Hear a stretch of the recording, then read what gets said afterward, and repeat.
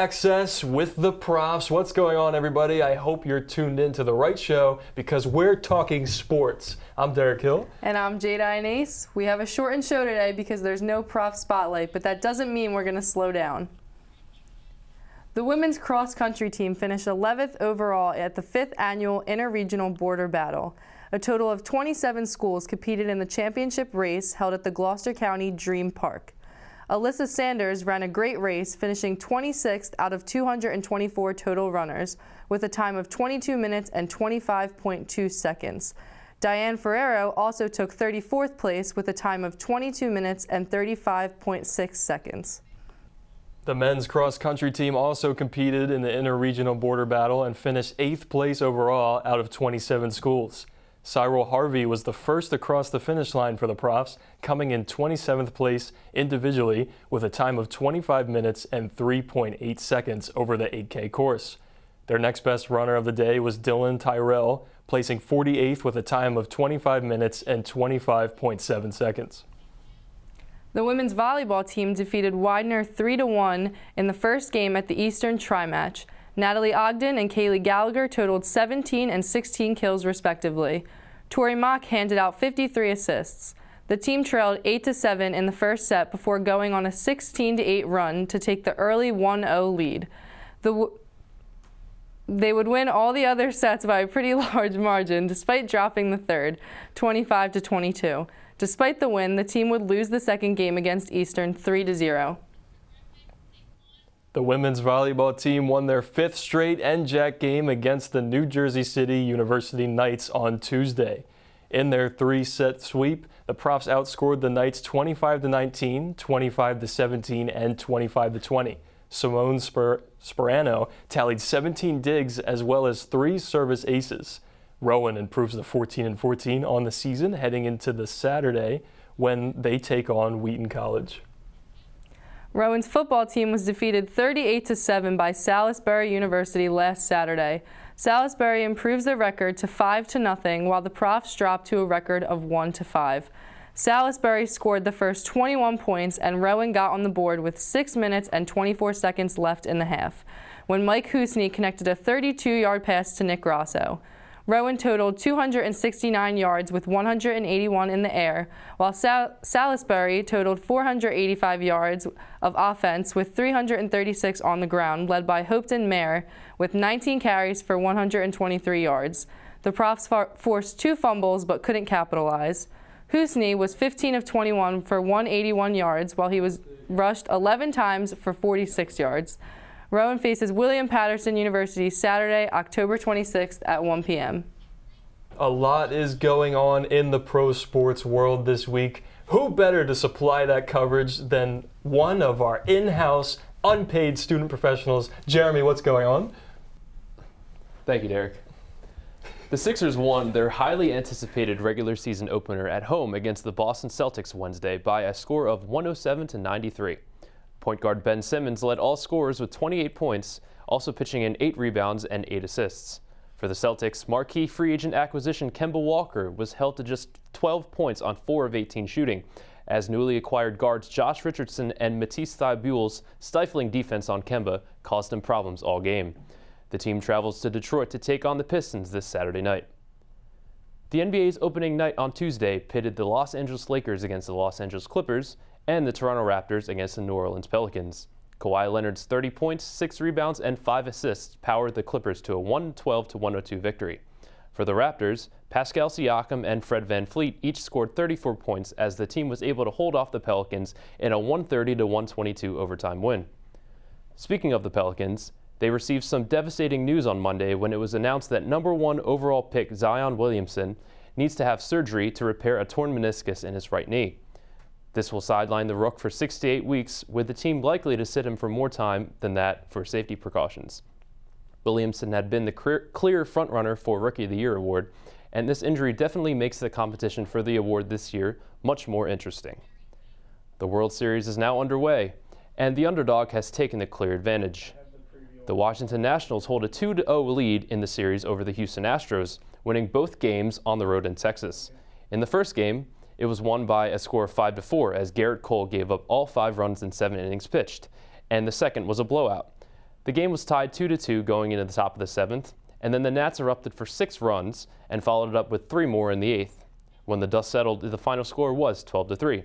The series now goes to Washington for the next 3 games, with the Nationals' hopes riding high to finish out the series and clinch the championship.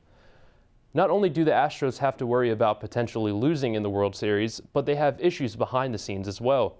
The team fired assistant general manager Brandon Taubman after a report came out that he yelled at a group of female reporters after the Astros' elimination of the Yankees to win the ALCS. Sports Illustrated reported that Taubman was yelling about how glad he was that the team acquired reliever Roberto Osuna, who received a 75-game suspension in June for violating the MLB's domestic violence policy. The league worked with the team to launch an investigation and interviewed eyewitnesses to Taubman's actions in the clubhouse. In other baseball news, the Phillies have hired Joe Girardi to be their next manager. The news comes after the team fired Gabe Kapler a couple weeks ago after 2 years with the Phils. Girardi is a former NL Manager of the Year and won a World Series in 2009 as a manager of the Yankees. Hopefully he's the right man for the job and is able to help this team reach their lofty potential. Finally, the Eagles suffered an embarrassing loss to the Cowboys last Sunday night, losing by a score of 37-10.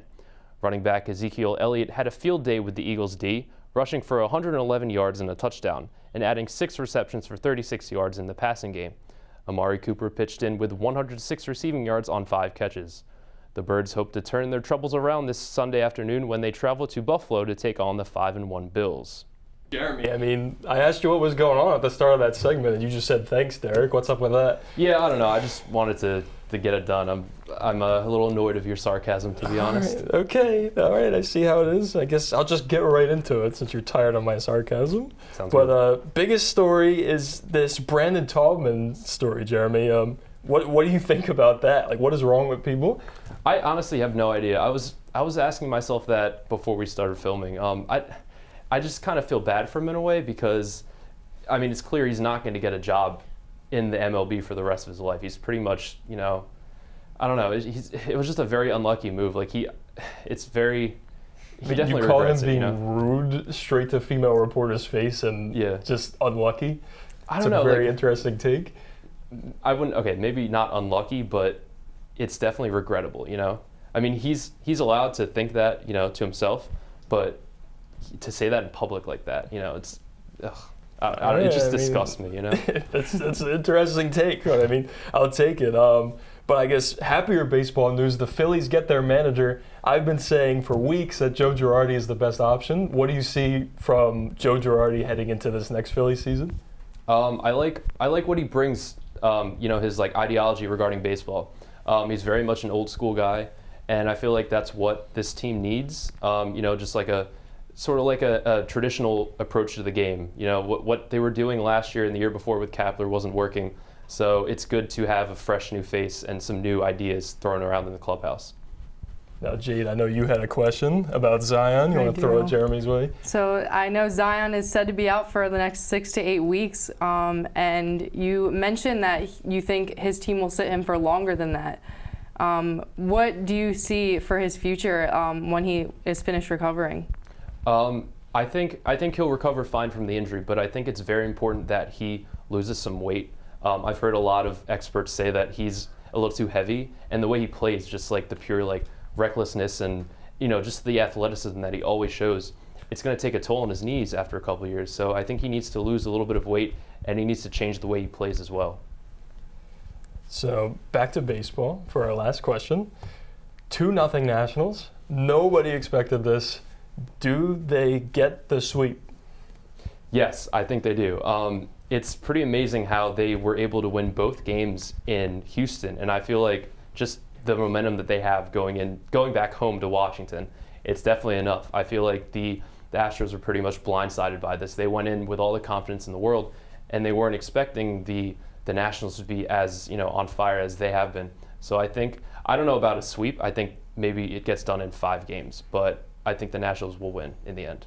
Good man, good man. And Washington would take home their first championship, the entire state, their first championship since 1997. That was back when the MLS team won. But anyway, thanks so much, Jeremy, as always. Well, Sean Kelly is interviewless this week. However, He joins the show now to break down the hockey team in the first ever takedown. Sean? Thanks, Derek. It's highlight time, so let's get into the tape for the first ever takedown featuring the Rowan University men's hockey team at Delaware this past Friday. Guess what? The Profs are undefeated, and they show it. Here's forward Chris Collin on the fast break as he cruises in front of the defense. Here's a quick shot, and bam! That's one goal, and we're not even a minute into the game. But it gets better. Let's skate over onto the second period where the Profs are down 3-2. But don't worry, Sam Ahern attempts a slash shot and misses, but forward Bobby Penrod picks up the miss and converts with a smooth slash shot to the right side to bring the game back to even. And now, on to the third. The Profs have baked the cake, but now it's time to ice it, baby. Ahern, fast break up the middle, defender, no problem, bam, he scores, catching the goalie looking as Rowan takes the lead, but it ain't over. Bobby Penrod wants back into the mix, and he makes a statement. He glides up the left side, quick shot, past the defender, an attempt, second, and it's in. Didn't see that? Well, let's play it again. First shot is going to go right off the post, and it's going to be a miss, but psych, he goes in and he scores anyways, and the lead pushes the Profs to 2. That would finish off the night with an empty netter to win 9-6, and they leave the first state with nothing less than first itself. I'm Sean Kelly, and that's the tape down. Yes, Sean, that was the tape down. Now let's round out the show with our final stories. The Rowan women's soccer team lost a conference game 1-0 against Rutgers Newark. Inez Collins scored the game winner for the Scarlet Raiders in the 78th minute. Rutgers goalie Heidi Paulson had 6 saves, while Rowan's goalkeeper Bristol Pizzuto made 2 saves. The Profs' conference record drops to 3-3-1. The men's soccer team improved their record to 4-2-1 in the NJAC with a 3-2 win over Rutgers Newark on October 19th. Freshman Jay Vandermark led the team to victory with his second goal of the game with under 3 minutes to play left. Vandermark headed in a corner kick from Michael Ferreira at 87 minutes and 27 seconds, giving him his team-high 10th goal of the year. Vandermark also scored the Profs' first goal from 25 yards out, followed by Matt Hendrickson, who deflected a ball crossed in by Chad Yates. Rowan looks to keep improving their record when they play Ramapo College on October 26th at 1 p.m. The women's soccer team went on to defeat Alvernia University 1-0 on Monday.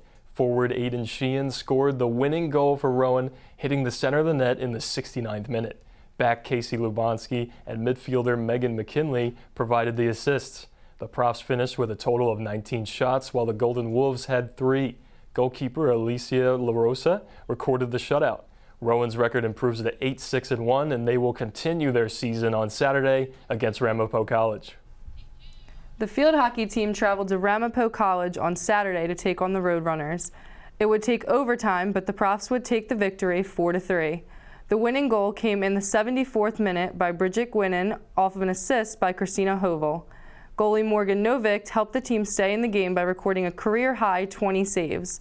Despite having a 3-1 lead at the end of the first quarter, the 7th-ranked Profs were able to hold the Roadrunners to nothing for the rest of the game. The field hockey team traveled to the College of New Jersey on Tuesday to take on the Lions. The team would lose their 3rd game of the season 2-1. Liz Fox had the lone goal for the Profs in the 48th minute off of a corner. The Profs are now 11-3 on the season, while the Lions improved to 14-0. The team will play Montclair State University on Saturday. That's all we have for this episode of Access. I'm Jade Ionase. And I'm Derek Hill. For the All Access team and the rest of the Rowan Television Network, have a good week, Profs.